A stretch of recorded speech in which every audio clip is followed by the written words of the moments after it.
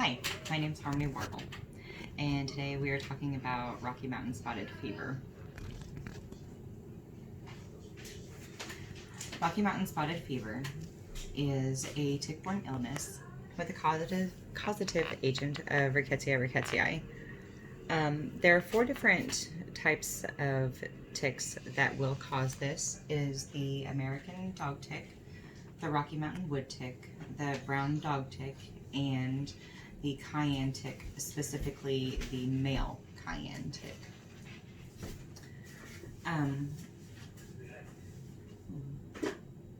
Most of the occurrences that you will find for the Rocky Mountain Spotted Fever are in North Carolina, Tennessee, Missouri, Arkansas, and also Oklahoma. However, you will also find that southern Indiana does have quite a bit of cases as well.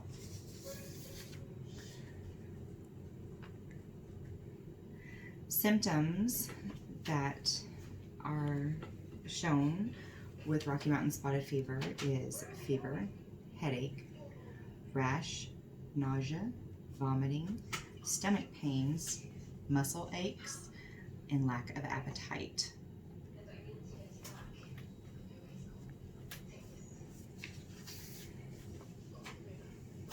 The most common that you will see, however, with the Rocky Mountain Spotted Fever is the rash. The rash will develop between 2 and 4 days after the fever begins, usually. You'll see little red splotches or pinpoint dots. Normally you'll see the pinpoint dots first, and the red splotches will come afterwards. However, the rash doesn't always appear early. Sometimes it does not, and it will make the diagnosis much more difficult. There can be some long-term effects if the Rocky Mountain Spotted Fever is not diagnosed quite quickly, and those are damage to the blood vessels, causing necrosis to the extremities, to the fingers, toes, arms, and legs. There are no chronic or persistent infections because this is an acute infection. And some other things that you may also experience would be hearing loss, paralysis, and mental disabilities. There are some testing and treatment that goes along with Rocky Mountain Spotted Fever. The testing that is done, the results will take weeks, a couple of weeks. So the doctor will most likely go ahead and prescribe an antibiotic if he or she does suspect Rocky Mountain Spotted Fever while they're awaiting the results. The most common used and is recommended is doxycycline for the treatment of RMSF, and is appropriate for all ages for both children and adults. The mode of action for doxycycline is it inhibits the bacterial protein synthesis at the level of the 30S bacterial ribosome, and the S is a subunit of measure, meaning the Sevedberg. Also, it's how fast a molecule moves in a centrifuge. Prevention, this is very important. Very first and foremost, there is no vaccine for Rocky Mountain Spotted Fever. Next is when you are out and about, you will want to make sure that you treat your clothes and any gear with products that contain permethrin, DEET, Picardin, IR 3535. IR stands for insect repellent. Oil of lemon eucalyptus or 2-undecanone. When coming in from outdoors, you want to make sure to check your clothing. You'll want to shower. You'll want to check your body parts. Specifically, you will want to check any crevices such as armpits, your neck, behind your ears, in the groin area, any place that is dark, moist, where you have tight clothing, under the bra line area, also along your waistline too. And that is where they like to be the most. If you do happen to find a tick, you will want to make sure to remove it at the head of the tick. Do not just squeeze the body and pull it off, as this could make the tick regurgitate anything that it has in its body back into your blood. Once the tick is removed, you want to make sure that the head has also been removed as well, and you'll want to place it in a baggie, and as well as date the bag with a cotton ball with some rubbing alcohol on it. And we've always just closed the bag and put it on the fridge and waited about a week or so to make sure that there's no type of infection that occurs during that time.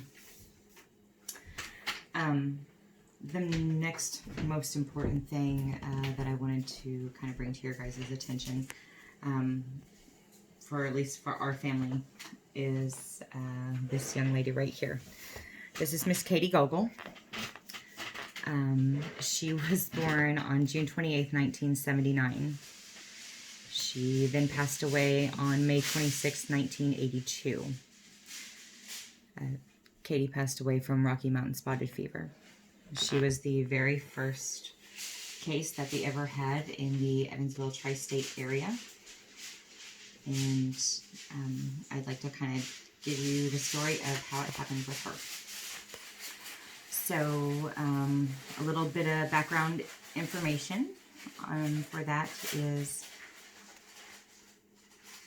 her pediatrician that she had seen in Evansville had never seen this before. The nurse, however, that she had seen the day that she had gone to Evansville was from Texas. She had seen it before. She verbally stated it to not only my aunt and uncle, but also to the doctor, and the doctor absolutely refused and said no, that we do not have Rocky Mountain spotted fever around this area. Later on, whenever Katie was moved to Louisville, immediately the moment that she went into the emergency room, they said right away, Rocky Mountain spotted fever. So from the beginning, my Aunt Glenda's niece had the chicken pox, and Katie had been around her 12 to 13 days prior. On the day that Katie broke out in spots, my Aunt Glenda immediately thought, well, she has the chicken pox. So she calls the doctor, and the doctor says, keep her home. The little spots will turn into blisters or pustules, and they will crust over. She may get a minor fever. She'll be fine. And this was on a Monday. On a Tuesday, Katie complained of her stomach hurting and a slight fever. Other than that, she was fine through the rest of the week, but the spots became worse. By Friday, the spots had become darker, and they had now become papules. She took her to the local doctor, and the local doctor said measles. Glenda, my aunt, had said, but she's had her measles vaccinations. This can't be the measles. The doctor had then said, well, not all vaccinations take, so here's an antibiotic. Later on that night, Katie had a terrible headache. They gave her some ibuprofen for it, and she didn't sleep real well, but she made it through the night.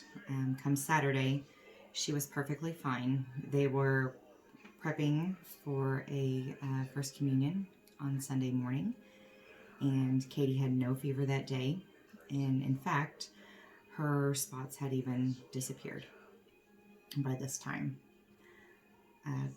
Come later that night, Katie had started to complain of the side of her neck was hurting quite severely, and she had a very high temperature. So they kept an eye on her, and she was fine that night, or she made it through the night just fine. but she still did have the high fever. Come Sunday, my Aunt Glenda went to the First Communion. My Uncle Jerry stayed home with Katie. And when Aunt Glenda came home from the communion, Katie was lethargic. She would not get up and play. She would not eat. She would not drink. So they immediately took her to the emergency room in Evansville. That night, Katie went blind. From there, the doctors said, well, this is a virus. She's going to have to learn how to re-walk and how to re-talk. Mind you, at this point, Katie is not even 3 years old yet. Come Monday morning, Katie was about to be put on a ventilator, and they did not want to do that at the Evansville Hospital with her being so young. And this was in 1982, so they put her in an ambulance and sent her to Cosaires Hospital. And the very moment that she made it into Cosaires, they went into the ER, and they told my Aunt Glenda, if you only would have had her here 24 hours earlier, we would have been able to save her. It is Rocky Mountain Spotted Fever, and there's nothing more we can do. Just from a short time of the ride from Evansville to Louisville, Katie had slipped into a coma.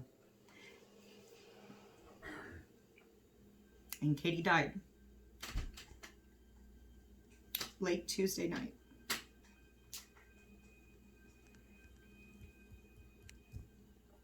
Eight days after the very first symptoms. They had slathered her body down with Vaseline. They never found a tick bite. They did, however, notice that she was a country kid who had lots of little scratches on her body. You know, on her arms and such. And so that there was a possibility that from the cats that were in the area, that they could have had ticks on them. And the ticks' feces could have fallen into the sand pit where Katie played. And from the open scratches that Katie had on her arms, that the tick feces could have gotten into the open scratches, and she could have gotten Rocky Mountain Spotted Fever that way. And that was just a possibility of a way that she could have gotten it. They don't know for sure. But 2 days later, Katie was buried. A week after the funeral, the test results came back as a positive for Rocky Mountain Spotted Fever. So, it's, you know, it's crazy, you know, just to think that, just in 1982, that we didn't have cases here. And actually, it'll even show on the newspaper clippings. One of them in particular says that Indiana has not had a case of Rocky Mountain Spotted Fever in the past 7 or 8 years. So having Rocky Mountain Spotted Fever in our area was something that was very rare, and she was a death that shouldn't have ever happened. So, and like I said on that map, it's something that is much more prevalent now, that we see a lot more often.